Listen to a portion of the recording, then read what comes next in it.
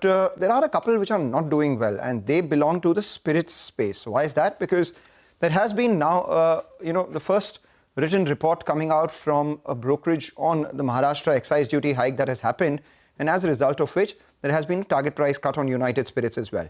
So Kotak Securities this morning came out with a note. They're saying that the Maharashtra government duty increase has resulted in a 30 to 45% price increase in retail price for popular, lower prestige and mid-prestige segments. How much do these segments account for in their overall sales? It's about 13% of their volumes and 11% of their value sales.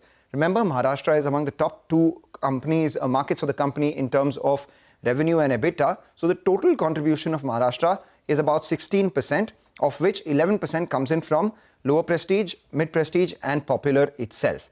Premium and luxury, which accounts for the next 5%, their prices are relatively stable or virtually unchanged, between 0 to 8%. That's a positive.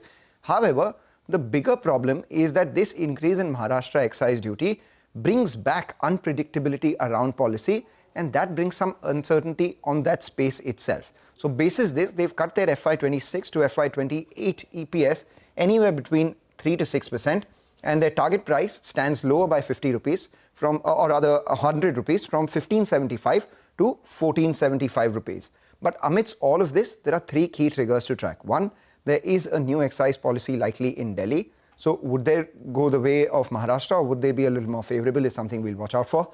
Bihar elections in November 2025. Remember, Bihar is currently a dry state. Post that, could things change? That would be a positive trigger. And thirdly, the formal implementation of the UK Free Trade Agreement is something that we'll be watching out for very closely. But for now, a 30 to 45% increase in popular, lower prestige and mid-prestige segments eating into the EPS of United Spirits. I'll be interested to see how, allied blenders and the others react as well on this, because they have a higher salience coming in from lower prestige and mid-prestige segments, especially the Officer's Choice whiskey that there is, that allied blenders sells. So if there is a 30 to 45% increase, then there could be some sort of volume hit. Even though everyone's looking at the premium space, this is where a lot of the volumes comes from. So I'll be very interested in watching that. All right, we'll keep an eye out on those names. Thanks a lot for that, Mangalam.